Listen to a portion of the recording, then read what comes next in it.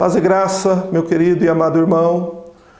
Hoje nós queremos estudar contigo e com a sua família um tema absolutamente importante para todo aquele que professa a fé em Jesus Cristo.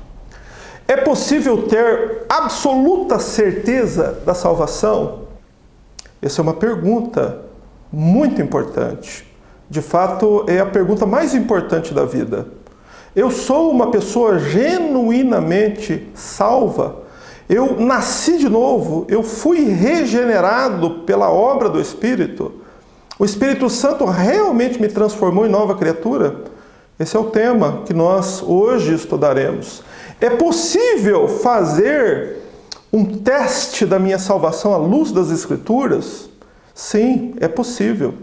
E isso faremos hoje, se Deus nos permitir. Eu apresentarei aqui 9 testes, onde nós poderemos averiguar, aferir, biblicamente, se realmente nós somos pessoas que nascemos de novo.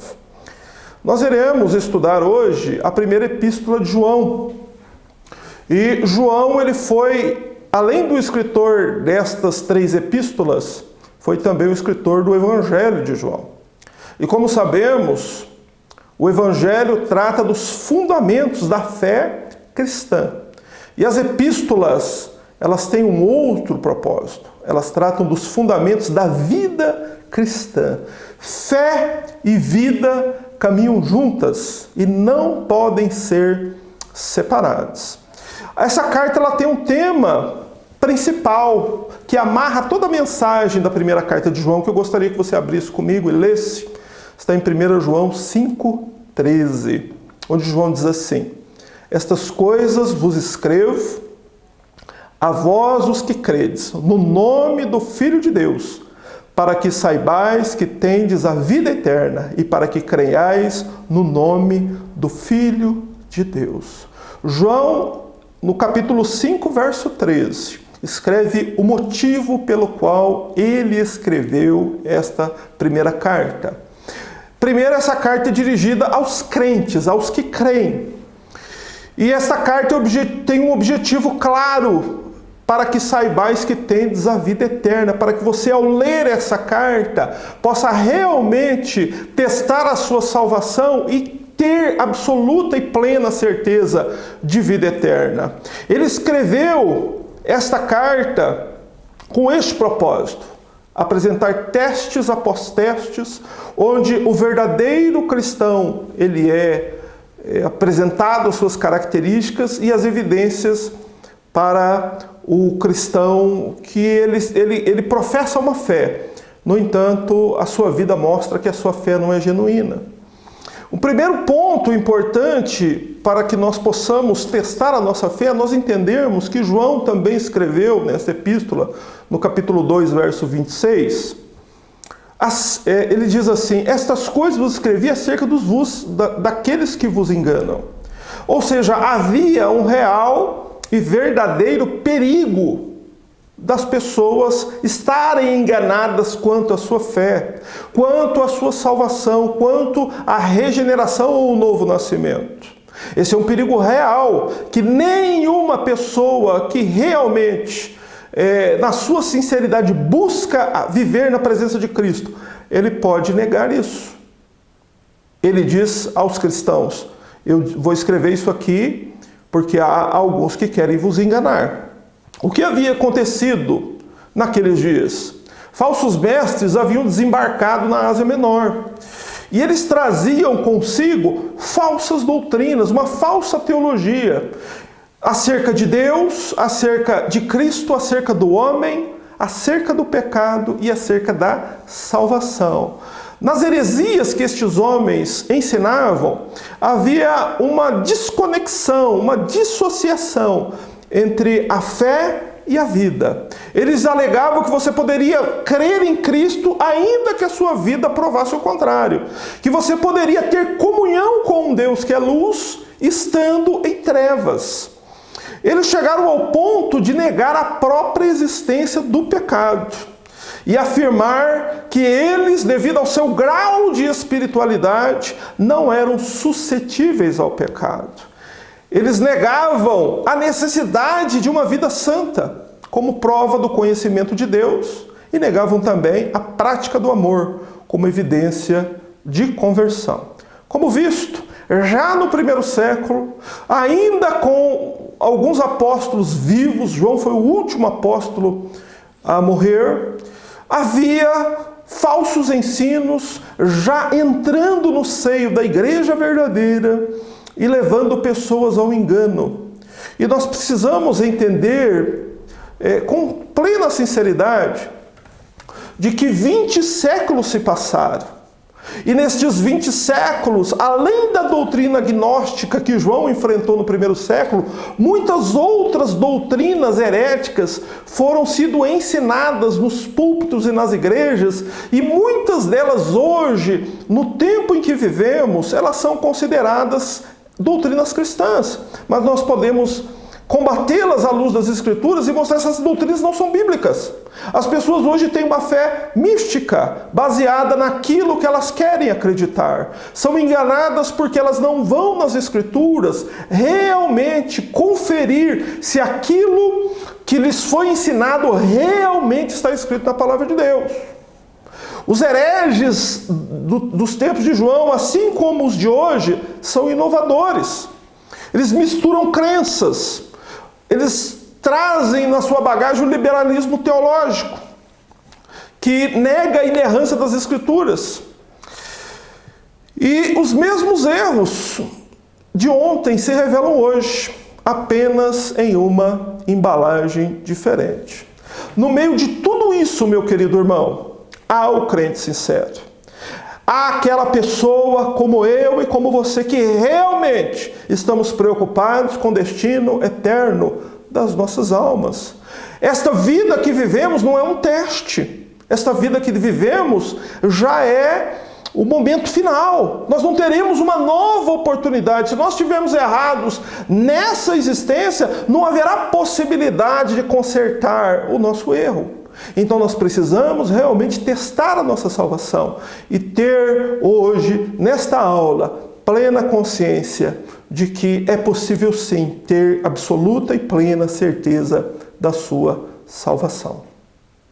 O primeiro teste que nós iremos apresentar aqui está em 1 João capítulo 1, verso 3. João diz assim: o que vimos e ouvimos, isso vos anunciamos, para que também tenhais comunhão conosco. E a nossa comunhão é com o Pai e com o seu Filho, Jesus Cristo. Veja só, como nós sabemos, os tempos mudaram, as igrejas mudaram, o sistema cristão mudou, mas os princípios da vida cristã, eles não mudam, eles são atemporais. Estes princípios foram dados por Jesus Cristo aos apóstolos no primeiro século. A igreja de Atos era uma igreja que vivia segundo os princípios e a doutrina dos apóstolos. Você pode conferir isso no livro de Atos, capítulo 2, verso 42, onde diz que a igreja perseverava na doutrina dos apóstolos. A igreja não tirava os olhos dessa doutrina. E a fé bíblica é uma fé apostólica, é uma fé centrada nesta doutrina dos apóstolos. É o que João está dizendo à igreja nos seus dias, porque era apresentado a ele um novo modelo doutrinário. E o primeiro teste é o teste da doutrina. O primeiro teste é: você foi doutrinado com o verdadeiro evangelho? É o verdadeiro evangelho que você realmente conhece? O evangelho foi pregado sistematicamente para você? As cartas de Paulo, de Pedro, de João foram pregadas sistematicamente? Você conhece essa doutrina mesmo? Ou o que mais vemos e conhecemos é as pessoas conhecerem fragmentos do evangelho, partes da Bíblia, textos que são muito repetitivos e outras verdades elas são desprezadas. Isso quer dizer que você não tem uma fé baseada na doutrina dos apóstolos. Quando a pessoa tem uma fé baseada na doutrina dos apóstolos, ele conhece a doutrina. Ele está alicerçado na verdade. E essa doutrina apostólica, ela produz resultados na vida do crente. O primeiro resultado: esperança de vida eterna. Todos os cristãos do primeiro século, todos os cristãos genuinamente convertidos, regenerados por obra do Espírito Santo, eles sabem que estão salvos. Eles sabem e esperam, não para esta vida, para outra vida. Há neles uma esperança de vida eterna. A mente e o coração deles não está mais neste mundo, mas está no mundo por vir, na glória de Deus, na eternidade. A doutrina verdadeira produz uma alegria permanente. Não só momentos alegres na vida, não só a alegria de estar no culto, mas a vida do genuíno cristão é uma vida de alegria permanente. Esta doutrina apostólica, a doutrina que Cristo transmitiu aos apóstolos, que liga o crente ao Pai e ao Filho, traz também uma paz ultra circunstancial, uma paz acima das circunstâncias. Não é uma paz que nós temos só quando tudo vai bem. Não é uma paz que o crente tem só quando ele tem emprego ou só quando há sustento na sua casa. O crente possui uma paz e Cristo prometeu esta paz. Ele diz: eu vos dou uma paz que o mundo não tem. Ou seja, ele diz que ele tem uma paz diferente da paz que o mundo produz. Nós vemos hoje crentes preocupados com amanhã, as pessoas preocupadas com a vida, preocupadas com as coisas aqui de baixo. Meu querido irmão, a verdadeira doutrina, uma das evidências mais claras de que você nasceu de novo, é que o seu tesouro, a sua mente, o seu coração estão no céu. Você pode dizer o que Paulo disse: para mim o viver é Cristo e o morrer é lucro. Paulo dizia que ele tinha o desejo de partir e estar com Cristo. Ele não esperava nada, não esperava dias melhores na terra. O que Paulo realmente esperou e aguardou, e todos os cristãos ao longo dos séculos, é que a felicidade, a paz verdadeira, não depende das circunstâncias terrenas, mas elas estão centradas na pessoa do nosso Senhor Salvador Jesus Cristo.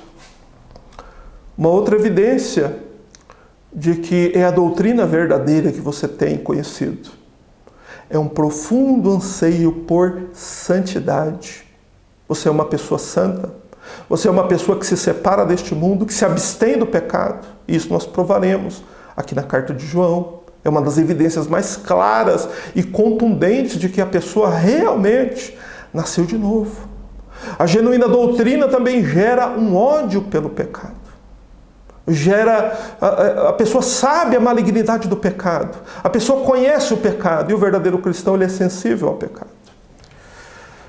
Uma outra evidência clara de que é a verdadeira doutrina que se tem seguido é um profundo amor pelo conhecimento e pela obediência às Escrituras. Você tem este amor pelas Escrituras.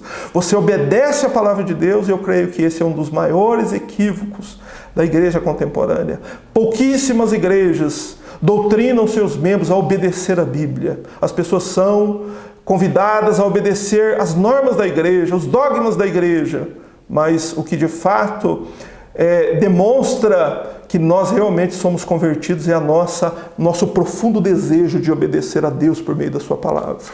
O sétimo ponto é que a verdadeira doutrina, ela gera um profundo amor entre os irmãos em Cristo. O sétimo ponto essa doutrina produz um profundo amor entre os irmãos em Cristo.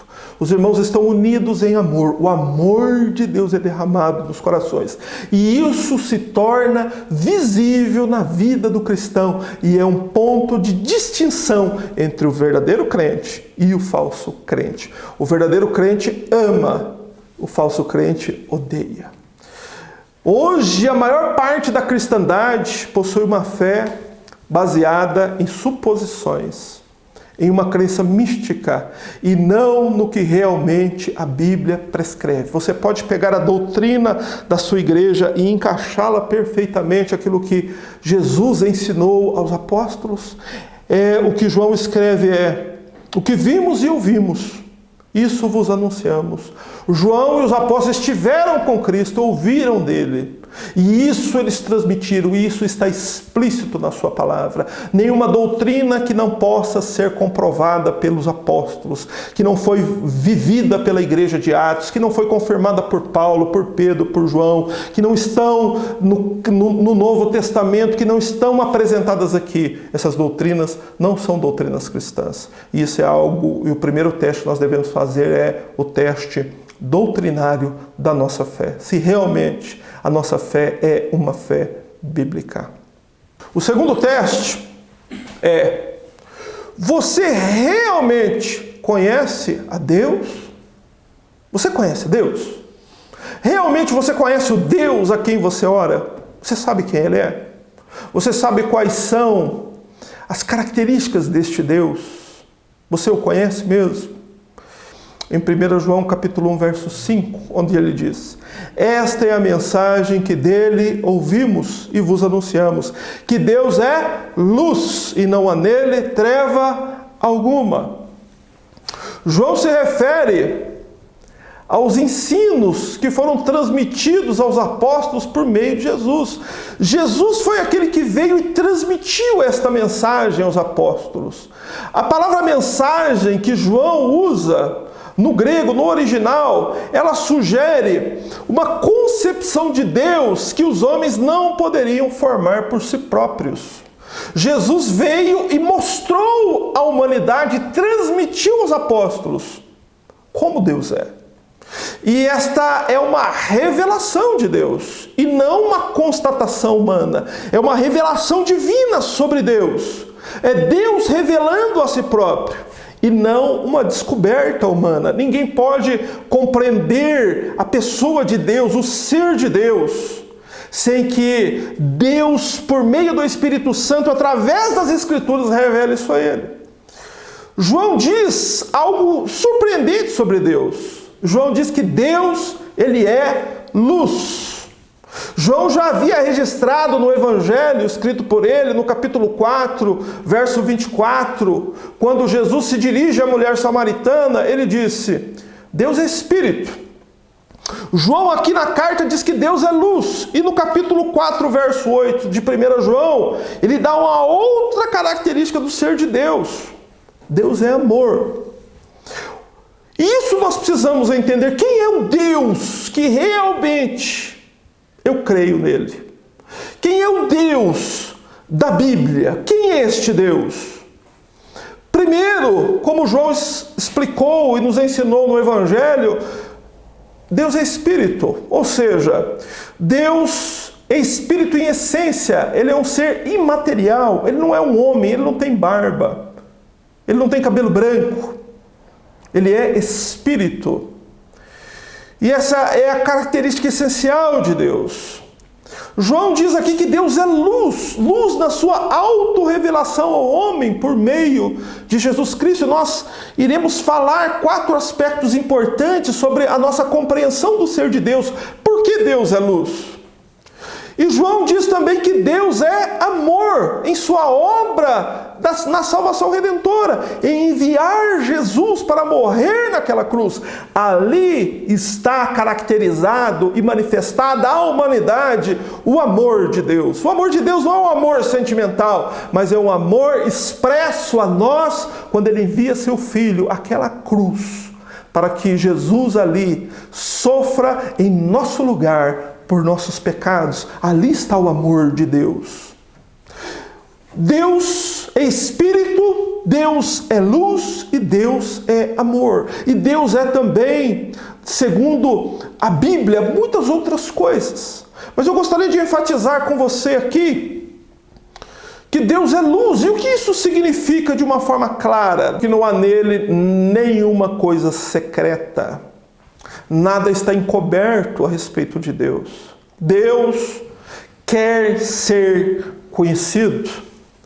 O conhecimento de Deus não é um privilégio de apenas um grupo seleto. Não é, nunca foi e jamais será. Deus é luz. Mas Deus também, Ele é entendido na pessoa do seu Filho. E seu Filho foi enviado, e Ele mesmo disse isso, como a luz do mundo. Quando nós olhamos para Jesus e vemos como Jesus se relaciona com as pessoas, o coração perdoador de Jesus, a misericórdia que ele usou, assim é Deus. Deus é luz. Deus quis se revelar aos homens. Deus quis se revelar assim aos homens, para que os homens o conheçam. Deus é luz também no sentido de perfeição moral absoluta. Aqui um outro atributo de Deus. Deus é santo. Deus é perfeito. Ele, em tudo que faz, ele é perfeito. Na sua criação, ele é perfeito.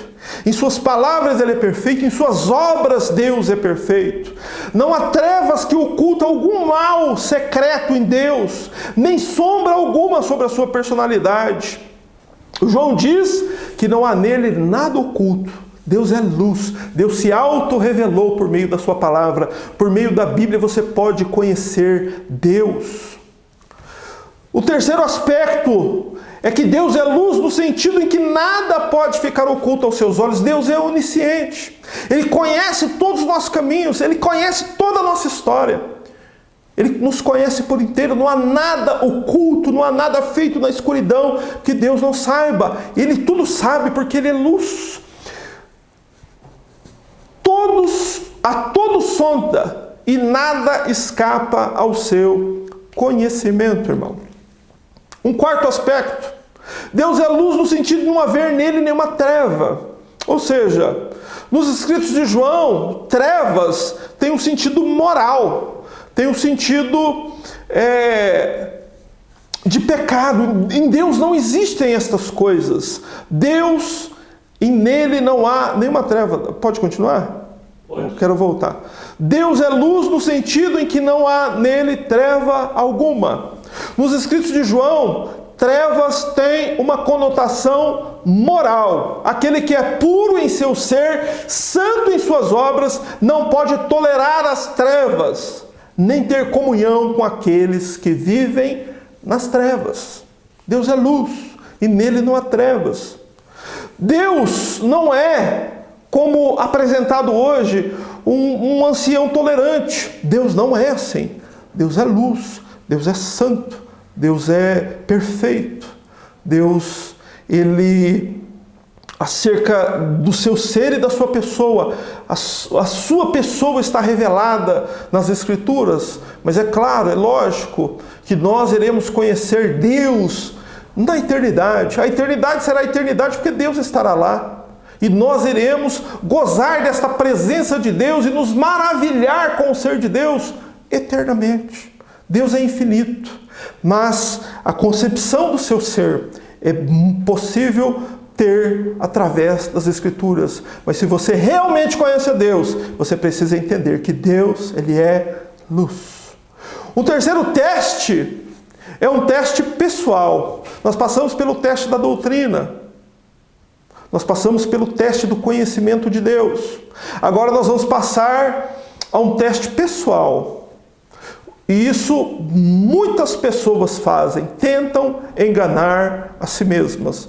João ensina isso no versículo 6 do capítulo 1. Ele diz assim: se dissermos que temos comunhão com Ele e andamos em trevas, mentimos e não praticamos a verdade. O falso cristão, ele tenta enganar os outros. Se dissermos que temos comunhão com Ele, ele é desonesto em sua essência. Ele aparenta ser o que ele não é. Como disse um pregador, são santos na igreja e são ímpios em casa. Desejam que os outros pensem que estão andando à luz, embora na realidade andam nas trevas. Andar nas trevas significa viver no erro, no pecado, na ignorância. Nesse caso, há uma desarmonia entre o que ele fala e o que ele faz. Preste atenção. O que o homem fala precisa estar em conformidade com o que ele faz. A genuína conversão, inevitavelmente, levará o cristão verdadeiro a isso. Ele fala e ele faz. Mas este que João cita no verso 6, ele diz que anda com Deus, mas as suas obras negam essa verdade. Porque nós aprendemos agora que Deus é luz e nele não há treva alguma. Deus não caminha com quem está nas trevas. Para andar com Deus, para ter comunhão com Deus, eu preciso andar na luz. Essas pessoas não regeneradas, elas falam sobre Deus, cantam sobre Deus, oram a Deus, pregam sobre Deus, mas a conduta é semelhante à de quem não conhece a Deus. Fé e conduta andam juntas, esse é o tema da carta. Não podem separar. Os falsos mestres diziam, sim, você pode crer em Jesus e viver no pecado. No entanto, o que João diz aqui é que não pode haver separação entre essas duas coisas.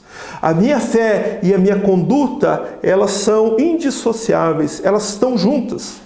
Elas não podem ser separadas. O falso crente, aquele que ainda não foi regenerado, ele confessa com a boca ter comunhão com Deus, mas nos negócios, na vida sexual, nos pensamentos, nos desejos, a sua mentira fica desmascarada. A harmonia entre crença e a conduta cristã falam mais do que aquilo que as palavras revelam. A pessoa pode cantar que é crente, pode orar bonito, pode pregar bem, mas se a sua vida não é em conformidade com aquilo que está prescrito no Evangelho, a sua conversão não é verídica. E eu digo isso é muito importante entender isso. Porque não deixe para descobrir que você pode não ser um cristão genuíno depois que a sua vida acabar aqui. Não viva essa ilusão. Avalie a sua vida. As suas palavras estão de acordo com a sua vida? Se estão, essa é uma forte evidência de que você é uma pessoa que realmente foi regenerada, genuinamente nasceu de novo. Mas se não, avalie a sua vida à luz da palavra. Como aprendemos, Deus é luz e segue-se de que quem professa um estreito relacionamento com Deus deve exibir santidade em sua vida. Caso contrário, esse relacionamento é falso. Ou seja, eu confesso diante das pessoas que eu sirvo a Deus, que eu temo a Deus, que eu caminho para o céu, mas se a minha conduta ela prova o contrário, se ao invés de ver luz em mim, estão vendo trevas, isso mostra que o relacionamento é falso. João diz que estas pessoas, elas mentem para os outros. Ele diz assim, mentimos e não praticamos a verdade. O verdadeiro cristianismo, ele não é teórico, não alimenta apenas o intelecto, mas ordena todos os aspectos da nossa vida. Há pessoas que têm conhecimento bíblico, já leram a Bíblia. No entanto, não praticam o que a Bíblia ensina, justamente porque essas pessoas não nasceram de novo. Elas não nasceram de novo. A pessoa pode ter conhecimento bíblico e não ser regenerada? Pode sim, exatamente esse aspecto. As pessoas mentem, mas não praticam a verdade. O verdadeiro cristianismo não é uma teoria, ele não é teórico. Ele não alimenta a sua mente. Ele ordena todos os nossos caminhos, todos os aspectos da nossa vida passam a ser ordenados pela palavra. A verdade não é um descobrimento de algo teórico, mas é uma maneira prática de vida. Um cristão, ele vive na prática. João diz, este primeiro exemplo de uma pessoa não convertida é um exemplo negativo. Essa pessoa, ela diz que tem comunhão com Deus. Ela fala a todos que tem. No entanto, ela anda nas trevas. A sua vida é uma vida de pecados escancarados. É uma vida imoral. Isso prova que esta pessoa não é genuinamente convertida. Esse foi o nosso terceiro teste. O quarto teste diz respeito ao nosso estilo de vida. Qual é o nosso estilo de vida? João diz assim, no verso 7. Mas se andarmos na luz, como ele na luz está, temos comunhão uns com os outros, e o sangue de Jesus, Cristo, seu Filho, nos purifica de todo pecado. Assim como Deus é luz em seu caráter puro e perfeito, assim deve ser aquele que professa a sua fé em Deus. Este do verso 7, ele não é como o do verso 6. O do verso 6 diz que anda com Deus. Esse não, ele não diz nada. Ele simplesmente anda com Deus. E andar tem uma descrição de um movimento, em primeiro lugar, voluntário. Em segundo lugar, trata-se de algo contínuo e também de algo progressivo. Ele anda com Deus porque ele ama Deus, é voluntário. Ele anda com Deus porque a sua conversão é verdadeira e genuína, é algo contínuo. E ele anda com Deus porque ele quer crescer em santidade cada vez mais e agradar e obedecer a este Deus, é algo progressivo. Andar na luz reflete o estilo de vida que levamos. Somos incentivados a sermos imitadores de Deus. Efésios 5:1, o apóstolo Paulo nos ensina isso. Paulo, ele diz: sede, pois, imitadores de Deus, como filhos amados. Somos eleitos para sermos conformados à imagem de Jesus, Romanos 8:29. A maioria dos crentes que conhecemos parece mais com o diabo do que com Deus, não é verdade? Nós fomos chamados para sermos conformados à imagem de Jesus. É claro que nós jamais chegaremos à perfeição nesta vida de como Jesus andou aqui. Mas nós temos que seguir os passos do nosso mestre. Nós temos que seguir à frente. Eu darei alguns exemplos sobre a vida de Jesus. Como ele se comportava. Este comportamento precisa ser visto em nós. Não é porque nós não poderemos seguir perfeitamente o que Jesus fez que nós não devemos imitar o que ele fez. Nós temos que olhar para isso. O teste do estilo de vida é muito importante.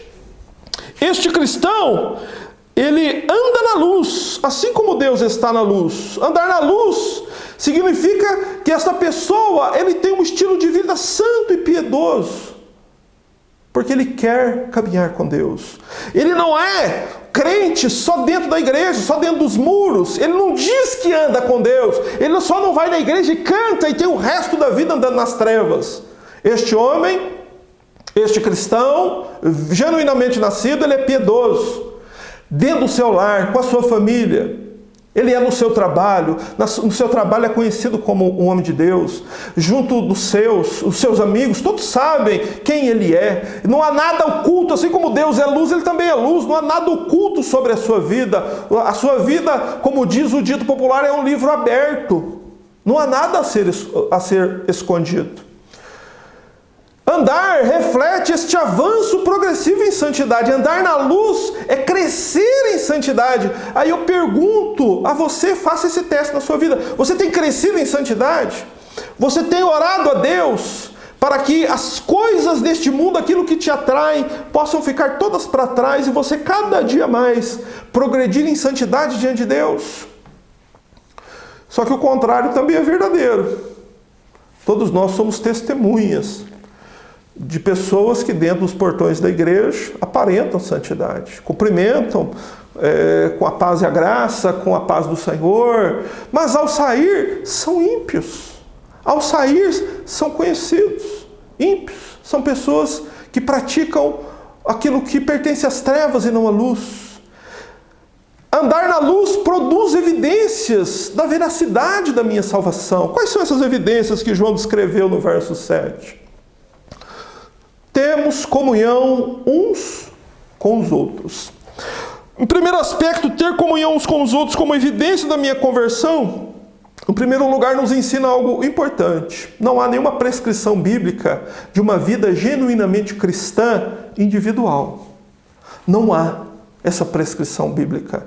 Um cristão, ele vai querer andar com outros cristãos. Se você olhar para a igreja de Atos, o texto bíblico diz que eles estavam sempre juntos, todos os dias no templo, comiam juntos, com alegria e singeleza de coração. Havia comunhão entre os irmãos. As pessoas não foram salvas para serem dispersas, mas para serem reunidas em um corpo.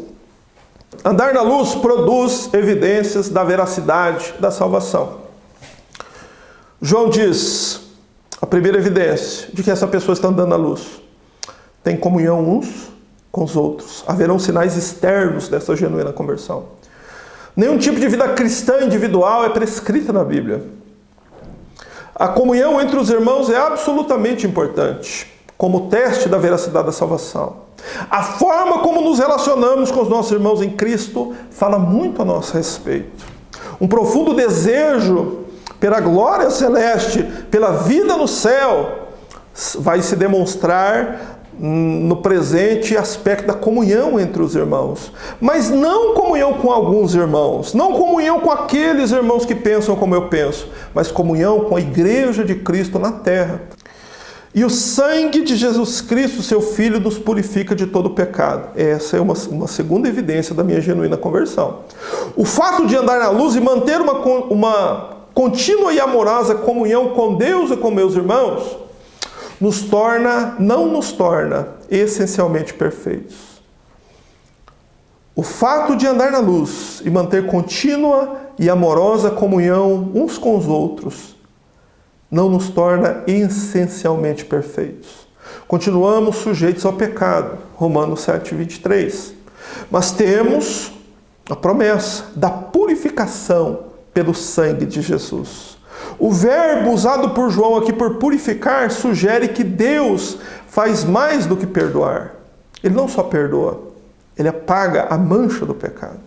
O tempo do verbo no grego purificar indica uma ação permanente do sacrifício de Cristo. O sacrifício de Cristo não foi eficaz só há 2000 anos.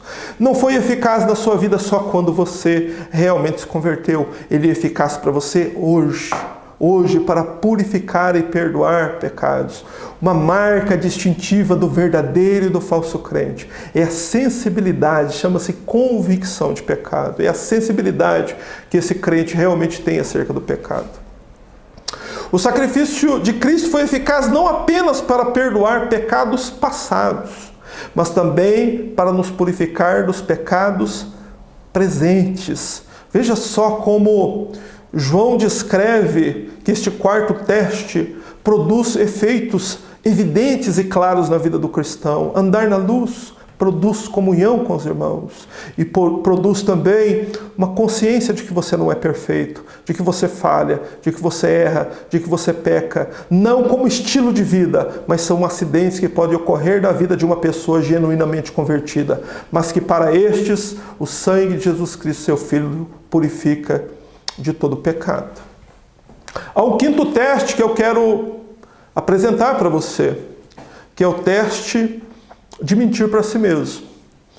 No verso 6, João diz que o homem mente para os outros. Mas no verso 8, João diz que este crente, que este falso cristão, ele pode também mentir para ele mesmo. Observe comigo, diz assim.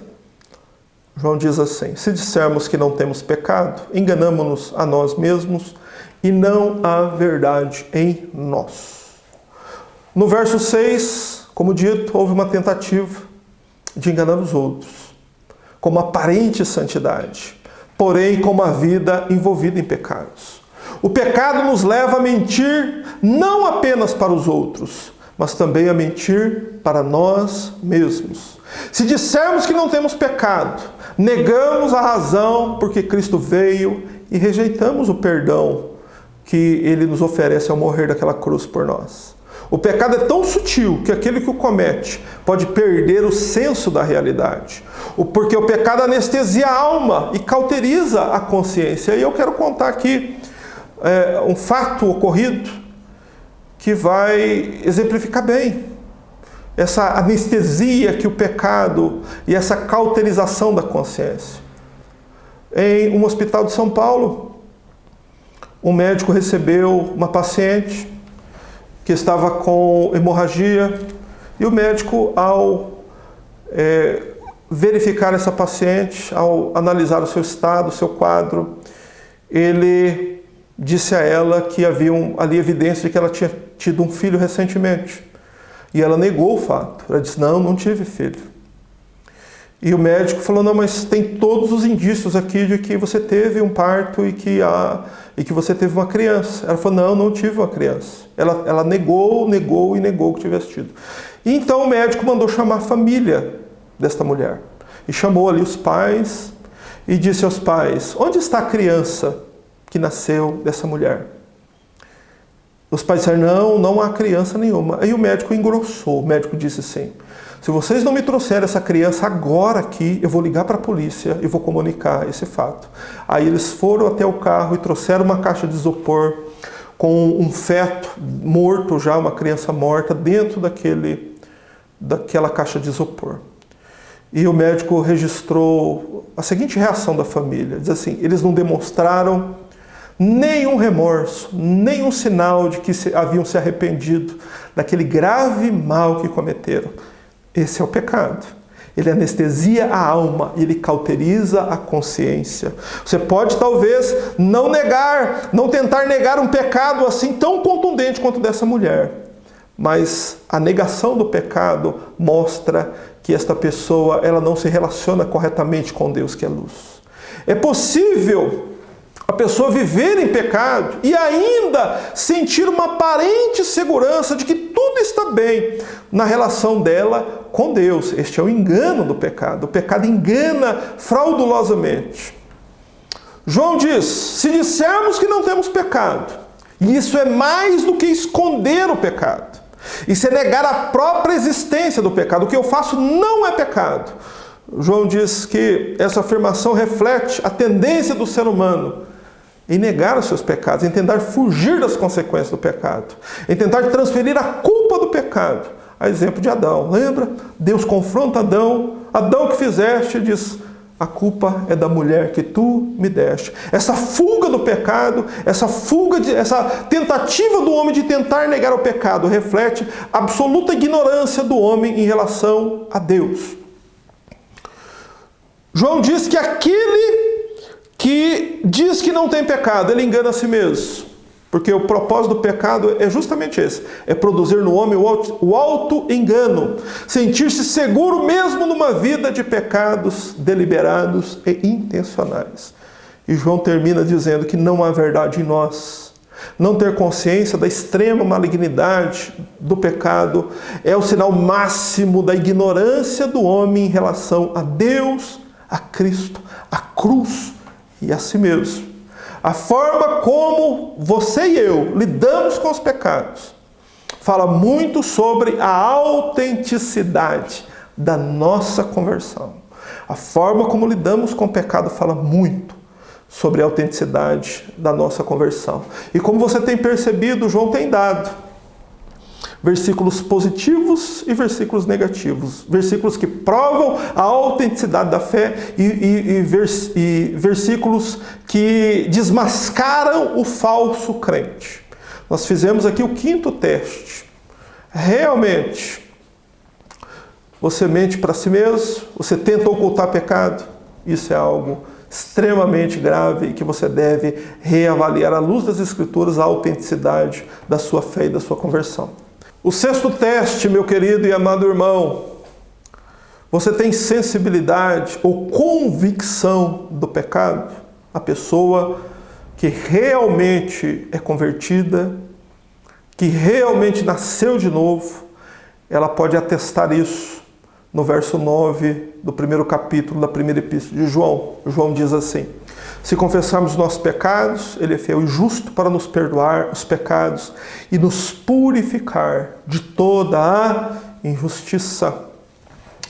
Em algum momento, João está aqui tentando descrever algum cristão notável, como você pôde perceber. Mas o que ele faz durante toda a sua carta é dar as marcas distintivas entre o crente genuinamente convertido e aquele que engana a si mesmo. O crente verdadeiro não é aquele que esconde seus pecados, nem o justifica, como nós abordamos no teste anterior, mas é aquele que tem consciência deles e os confessa a Deus para receber perdão e purificação dos seus pecados. João é muito enfático ao dizer, se confessarmos os nossos pecados. Esta condicional é dada àquele que não tenta esconder, justificar ou transferir os seus pecados, mas que, convicto dos seus atos, ele honestamente, por conhecer a Deus, a natureza de Deus, os atributos de Deus, saber que Deus é santo e que eu pequei, eu preciso confessar os meus pecados para continuar caminhando na presença de Deus. Essa é uma evidência de uma genuína conversão.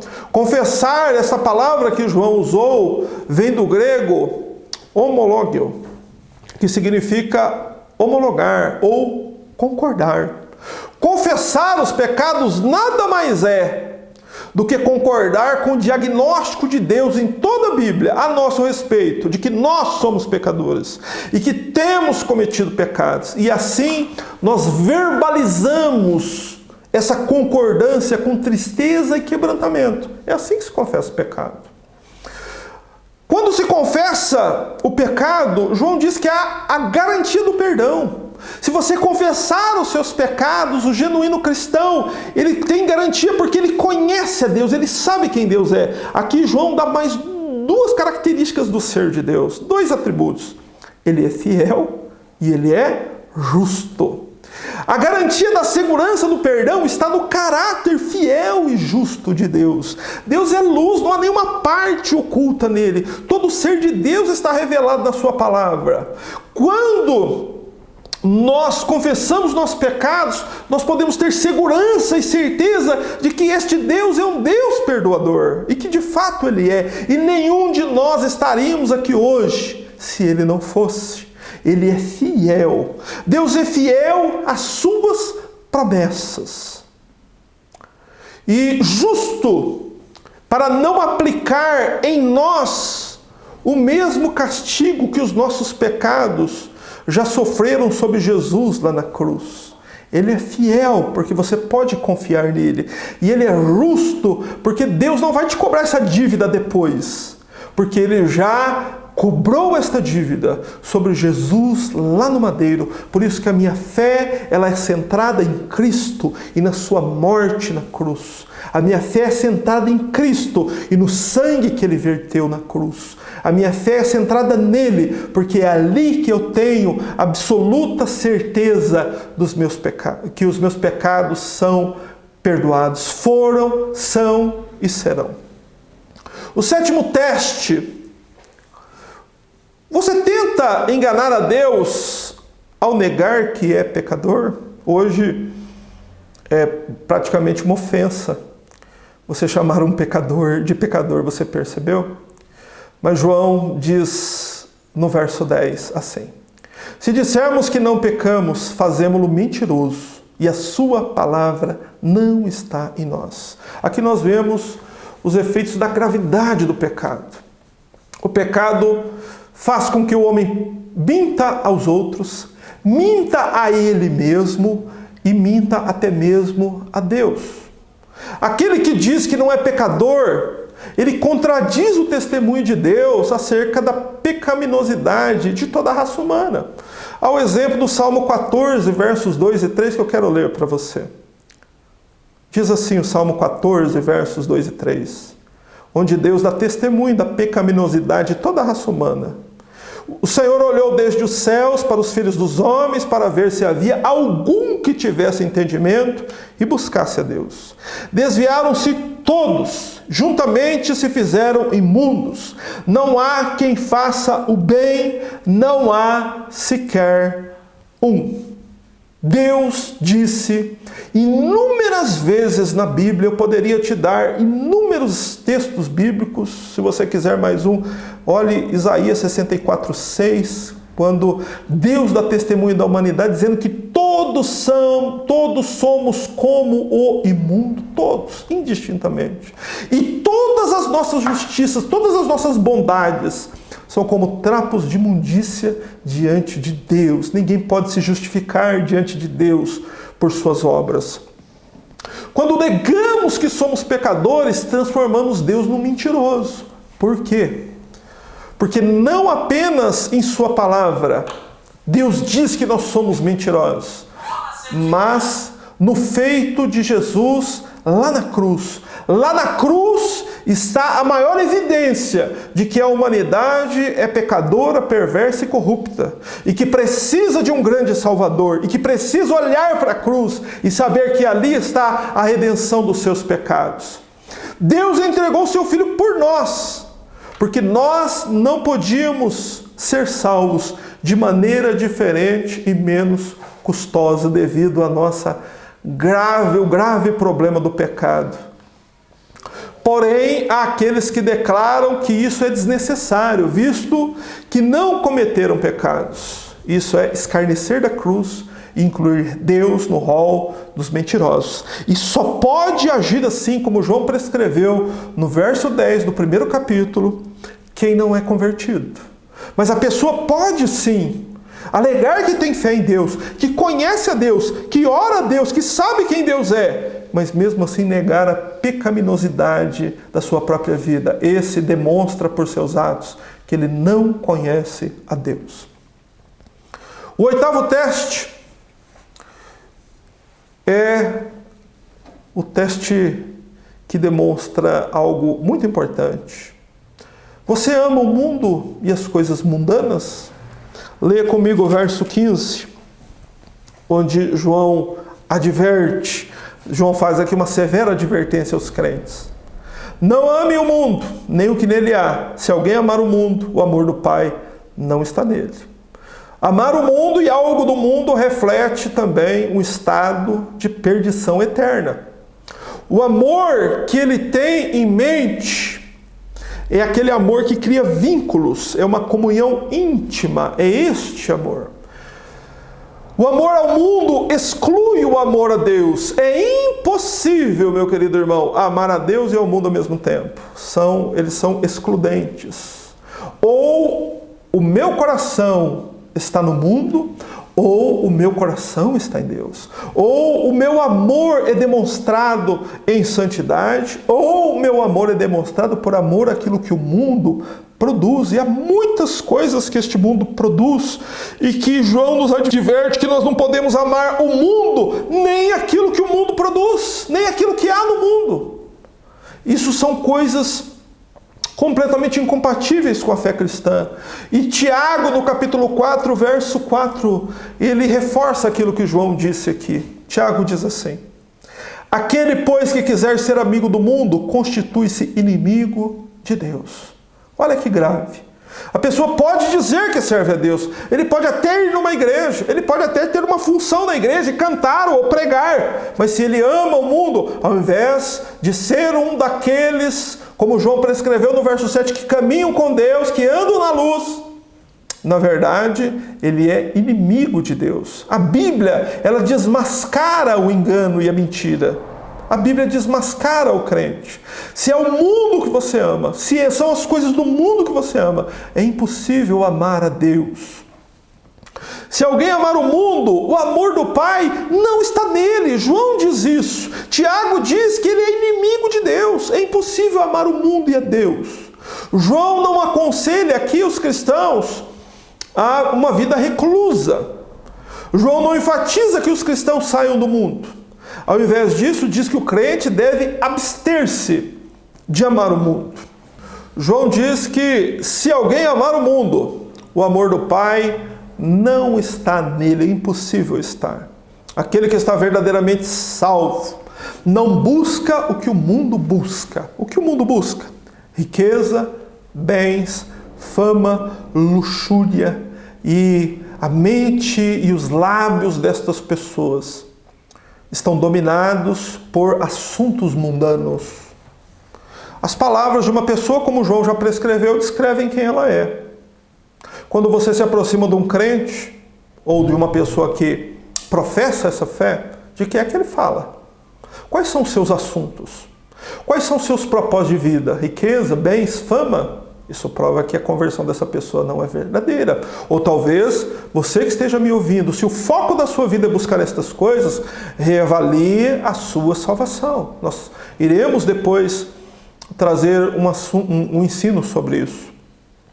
João diz no verso 16, pois tudo o que há no mundo, a cobiça da carne, a cobiça dos olhos e a ostentação dos bens, não provém do Pai, mas do mundo. Olha o que João diz. Tudo o que há no mundo.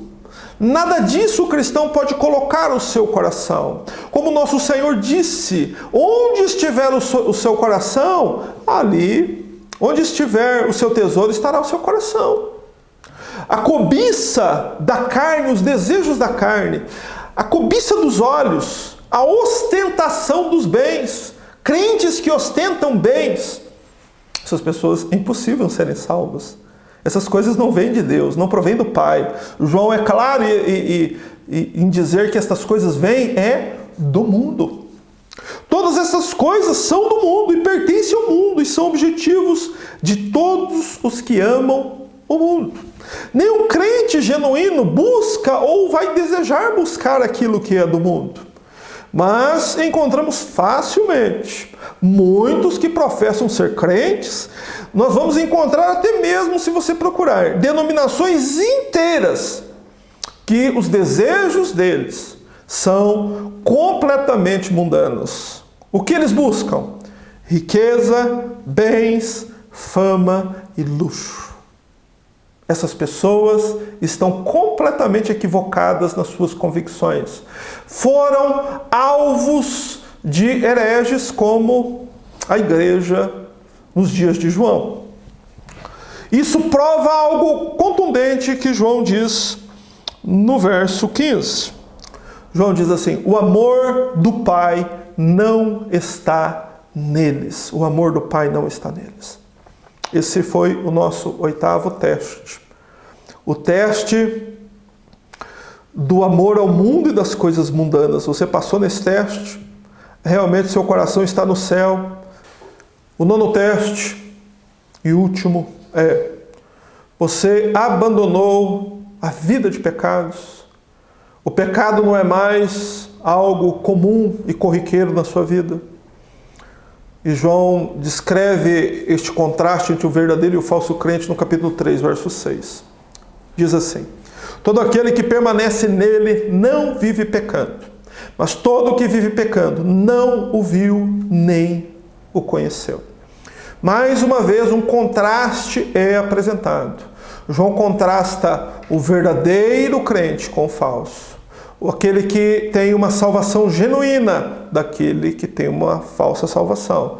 Daquele que caminha com Deus e daquele que não caminha com Deus. Daquele que está indo para o céu e daquele que está indo para o inferno. Essas são as distinções feitas nesta carta. Porque uma pessoa não regenerada, uma pessoa que não teve uma conversão bíblica, ela nunca foi salva. Ela continua caminhando para o destino eterno que ela sempre caminhou desde que saiu do ventre da sua mãe. Vamos avaliar o que João diz. Todo aquele que permanece nele não vive pecando. João aqui compara o genuíno cristão que abandonou a vida de pecados, pois agora ele está em Cristo, com o falso crente, vivendo em pecado. Este jamais viu nem conheceu a Cristo, João diz. João está ciente de que, de vez em quando, o genuíno cristão pode sim tropeçar em pecados.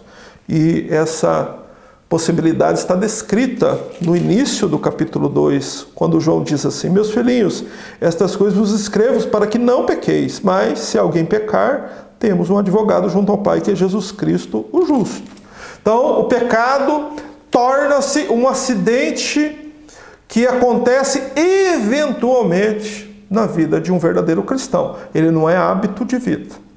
E João, ele descreve e dá as características de todo aquele. Ele diz: todo aquele. Ninguém é imparcial. Não existe ninguém que se exclua essa regra. Ninguém pode estar separado disso. Ninguém pode viver uma vida cristã e dizer: eu sou genuinamente cristão, sendo que a Bíblia adverte tenazmente de que aquele que vive em prática de pecado, ele nunca viu a Cristo. Todo aquele, ninguém é imparcial quanto a esta verdade, que permanece nele, todo aquele que está verdadeiramente salvo, tem esta marca distintiva. Qual marca? Ele não vive pecando. João diz que ele não vive pecando. Ele está unido a Cristo. O pecado não é prática de vida para ele. Todo aquele que está em Cristo não peca habitualmente, porque é nascido de Deus. Está lá no verso 9. Aquele que é nascido de Deus não peca habitualmente. João escreveu isso. Todo que vive pecando não o viu. Todas as pessoas que pecam habitualmente jamais conheceram a Cristo, ainda que confessem conhecê-lo. A pessoa tem o pecado como prática de vida, o estilo de vida dela é o pecado. Ela nunca viu Deus, ela não conhece a Cristo, ela não conhece a Deus. Nem o conheceu, João diz. O verbo conhecer aqui equivale a crer. Qualquer um, portanto, que permanece na prática habitual de pecado, jamais se converteu. Se a pessoa professa uma fé, se ele diz que é crente, a sua conversão é falsa. Se ele professa a fé em Cristo, sua fé é falsa e a sua conversão é um engano. Gálatas 5:24, o apóstolo Paulo reforça esta verdade quando ele diz assim: os que pertencem a Cristo, os que são de Cristo, crucificaram a carne com as suas paixões e os seus desejos. O pecado na vida de um genuíno cristão é algo do passado. Embora ele possa cometer alguns eventuais deslizes na sua caminhada, mas o pecado jamais será prática de vida de um cristão verdadeiro. Concluindo, vamos concluir entendendo o seguinte: durante estes 9 passos, estes 9 testes que verificam se a sua salvação, se a sua conversão é genuína ou falsa, você fez esse teste?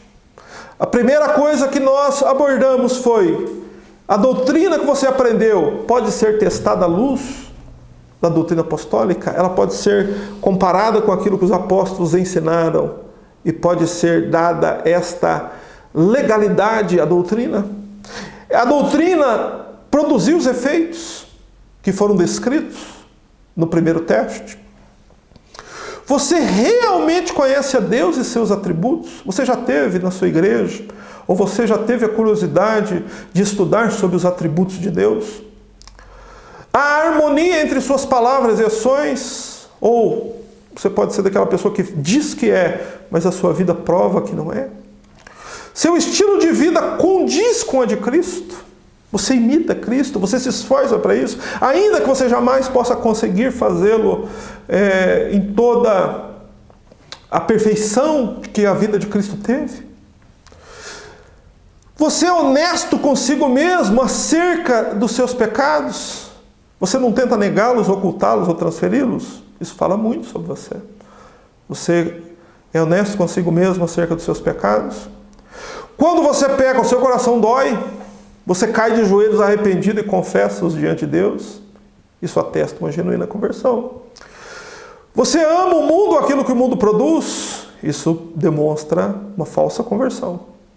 Eu sou crente, mas eu amo o que o mundo tem. Eu busco o que o mundo tem. A minha vida é para buscar riqueza, bens, luxo, fama. Meus assuntos são os assuntos do mundo. Isso atesta que a sua conversão provavelmente não é genuína.